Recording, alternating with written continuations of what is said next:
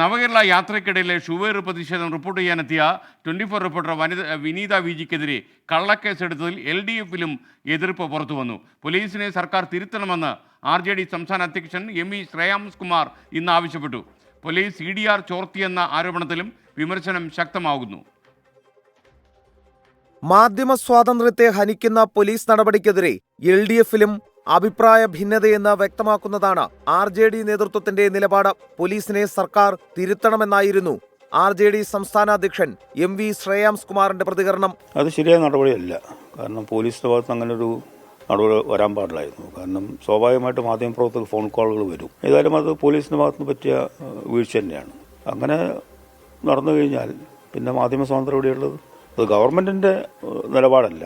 എനിക്ക് തോന്നുന്നു മറിച്ച് പോലീസിന്റെ ചില ആൾക്കാരുടെ ഏത് ലെവലിൽപ്പെട്ട ആൾക്കാരെന്ന് എനിക്കറിയില്ല, അവർ നടത്തിയ കാര്യമായിട്ടാണ് ഞാൻ കാണുന്നത്. മാധ്യമപ്രവർത്തകയുടെ ഫോൺ രേഖകൾ സമൂഹ മാധ്യമങ്ങളിലൂടെ ചോർത്തിയതിനെ വിമർശിച്ച് മുസ്ലിം ലീഗ് സംസ്ഥാന ജനറൽ സെക്രട്ടറി PMA സലാം രംഗത്തെത്തി. അവർക്കെതിരെ പോലീസ് ഒഫീഷ്യലായി രഹസ്യമായി കോടതിയിൽ കൊടുക്കുന്ന റിപ്പോർട്ടുകൾ പോലും ഭരണകക്ഷി മുഖേന ചോർന്ന് പുറത്തു പോവുകയാണ്, ചോർത്തുകയാണ് ഈ ഭരണകക്ഷി.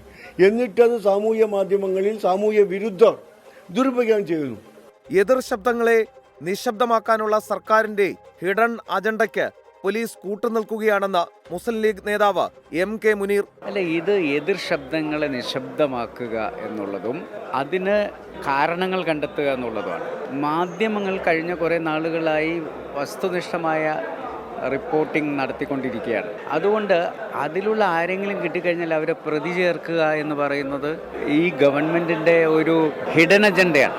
പിണറായി വിജയൻ ഹിറ്റ്ലറുടെ മറ്റൊരു രൂപമായി മാറിയെന്ന് KPCC രാഷ്ട്രീയകാര്യ സമിതി അംഗം ഷാനിമോൾ ഉസ്മാൻ 24-നോട് പറഞ്ഞു. പിണറായി വിജയൻ പരിപൂർണമായും ഒരു ഫാസിസ്റ്റായി കഴിഞ്ഞിരിക്കുന്നു എന്നുള്ളതിൻ്റെ തെളിവായിട്ടാണ് ഞാനിതിനെ കാണുന്നത്. കേരളത്തിലെ പെൺകുട്ടികളായിട്ടുള്ള മാധ്യമപ്രവർത്തകരെ പോലും സ്വതന്ത്രമായി അവരുടെ ജോലി ചെയ്യാൻ അനുവദിക്കാതിരിക്കുക എന്ന് പറഞ്ഞാൽ ഹിറ്റ്ലറുടെ മറ്റൊരു രൂപമായിട്ട് പിണറായി മാറിയെന്നുള്ളതിൻ്റെ ഒരു ലക്ഷണമായിട്ട് മാത്രമേ എനിക്ക് കാണാൻ കഴിയൂ. മാധ്യമപ്രവർത്തകരെ സ്വതന്ത്രമായി ജോലി ചെയ്യാൻ അനുവദിക്കണമെന്നും ഇഷ്ടമല്ലാത്ത വാർത്തകളെ സ്പോർട്സ്മാൻ സ്പിരിറ്റോടെ കാണണമെന്നും താരസംഘടനയായ അമ്മയുടെ ജനറൽ സെക്രട്ടറി ഇടവേള ബാബു വ്യക്തമാക്കി. വളരെ കഷ്ടമാണ്. കാരണം അവരെ ജോലി ചെയ്യുന്നത് അവരൊക്കെ അങ്ങോട്ട് വിട്ടാൽ പോരെ.